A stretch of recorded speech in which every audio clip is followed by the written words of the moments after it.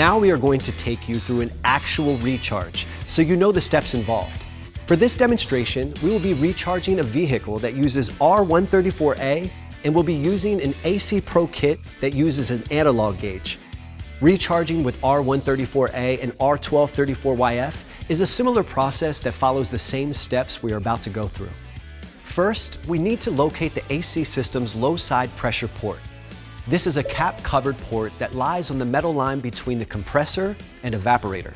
It's the only port the AC Pro Quick Connect coupler can attach to, and it's the connecting point where new refrigerant is added. If you or your customer are having difficulty locating the port, check out our port locator resources at acprocold.com/AC Port Finder. The next step is to start the engine and make sure the AC system is on with the temperature at its coldest setting. Set the fan to its highest speed and activate recirculation mode. Now that the engine is on and the AC is running, it's time to perform the diagnostic pressure test. To do this, we attach the Quick Connect coupler to the low side pressure port by pushing to snap it on. The coupler will click once it's secure. Next, we read the gauge. The readout tells us we are in the low range, which indicates the system is low on refrigerant. This means we need to recharge the system by adding refrigerant. Note that you may get a high pressure reading if the engine or AC are not on, so make sure to follow the initial steps carefully.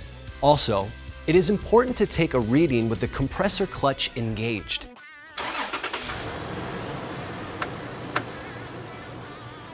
If you have followed all of these steps and the pressure reading is still in the red, do not continue with the recharge. The gauge and unused refrigerant can be returned. Now that we've determined the system needs refrigerant, we follow these steps to prepare for recharging. First, disconnect the coupler from the low side port. Next, remove the shipping disc from the can. Shake the can well. Then screw the gauge back onto the can.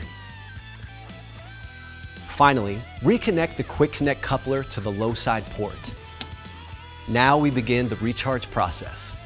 Be sure to always hold the can upright at the 12 o'clock position before starting to charge.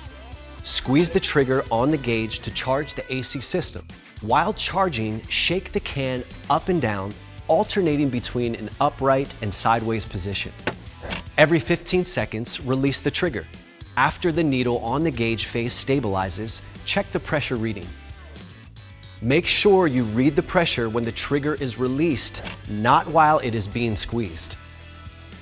It is typical for the needle on the gauge face to bounce around as the compressor is cycling. If this happens, read the lowest pressure. Should it stabilize in the low zone, continue to add refrigerant until the needle is in the green or filled zone. Always remember that the system needs just the right amount of refrigerant. As soon as the gauge reads anywhere in the green range of the color indicator and the air coming from the vents is cold, the recharge is complete. Do not add any more refrigerant after this point, and do not try to get it to the highest part of the green zone. Doing this puts you at the risk of overcharging, and an overcharge system acts similar to a system that is low on refrigerant, where warm air blows out of the vents. Once the recharge is complete, remove the hose from the service port and replace the cap when finished. Store any unused refrigerant in a cool, dry place with the charging hose securely attached to the can. Better understanding the steps involved with conducting a recharge will allow you to better help your customers when they recharge their vehicle. For more help on this topic and others, please visit acprocold.com.